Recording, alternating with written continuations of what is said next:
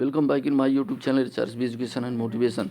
आज के मुख्य समाचार। शिक्षकों को अगले हफ्ते मिलेगा वेतन। वास्तविक अवकाश तालिका 2023 बेसिक की ओर से 32 में से सिर्फ 23 अवकाश। 12वीं तक के स्कूल 4 से 7 तक बंद।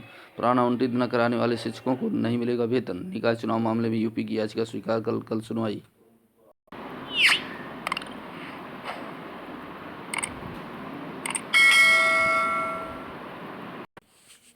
निकाय चुनाव मामले में यूपी की याचिका स्वीकार। कल सुनवाई। निकाय चुनाव मामले में यूपी की याचिका स्वीकार कर ली गई है। कल सुनवाई हाई कोर्ट में रद्द कर दी गई थी। यूपी सरकार की अधिसूचना। प्रदेश सरकार ने 5 दिसंबर को निकाय चुनाव के लिए आरक्षण की अधिसूचना जारी की थी।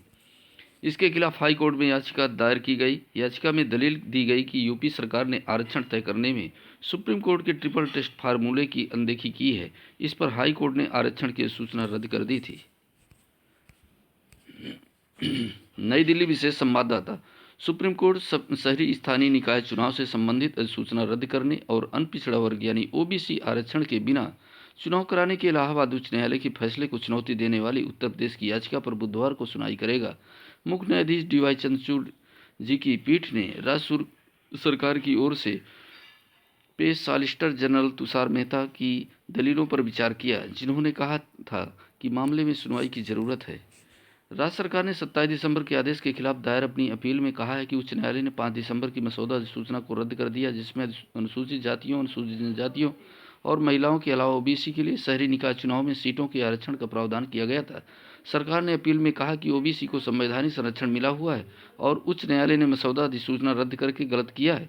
यूपी सरकार ने हाल ही में शहरी स्थानीय निकाय चुनाव में ओबीसी को आरक्षण प्रदान करने से संबंधित सभी मुद्दों पर विचार करने के लिए 5 सदस्यीय आयोग गठित किया है।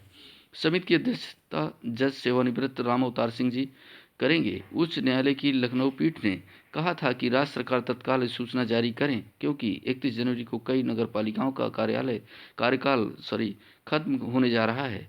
अदालत ने 5 दिसंबर की मसौदा अधिसूचना रद्द कर दी थी। अदालत ने राज्य निर्वाचन कार्यालय को मसौदा अधिसूचना में ओबीसी की सीटें सामान्य वर्ग को स्थानांतरित करके 31 जनवरी तक चुनाव कराने का निर्देश दिया था। शीर्ष अदालत की ओर से निर्धारित ट्रिपल टेस्ट फार्मूले का पालन किए बिना ओबीसी आरक्षण का मसौदा तैयार किए जाने को चुनौती देने वाली याचिकाओं पर उच्च न्यायालय ने यह फैसला सुनाया था। स्थानीय निकायों के संदर्भ में पिछड़ेपन का अध्ययन करने के लिए आयोग का गठन किया जाना चाहिए।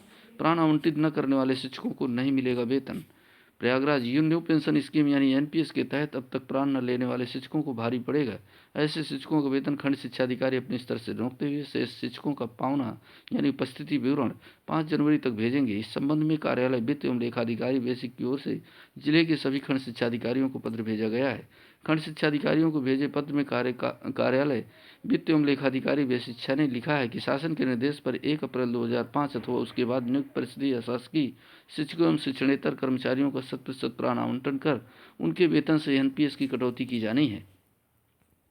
मानव क्षमता पोर्टल की बड़ी अपडेट। पेरोल के संबंध में आई है सूचना। उत्तर प्रदेश मानव क्षमता पोर्टल पर लॉगिन प्रारंभ हो गया है। अवकाश आवेदन सहित समस्त कार्य अब किए जा सकते हैं।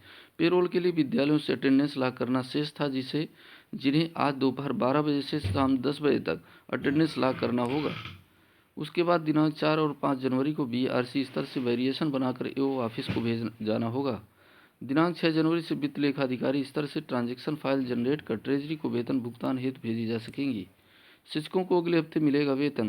लखनऊ। मानव क्षमता पोर्टल का सर्वर डाउन होने के कारण इस महीने शिक्षकों का वेतन अगले हफ्ते आएगा।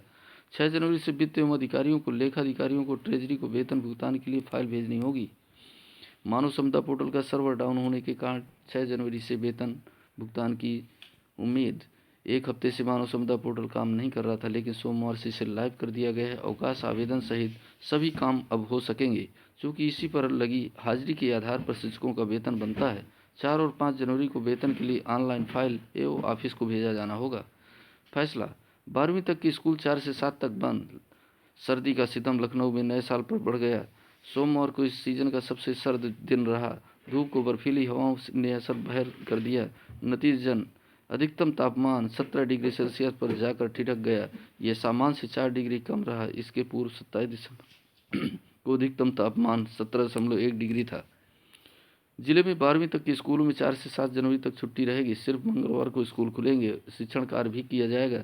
कक्षा 9 से 12 तक के स्कूल सुबह 10 बजे से दोपहर 3 बजे तक खुलेंगे।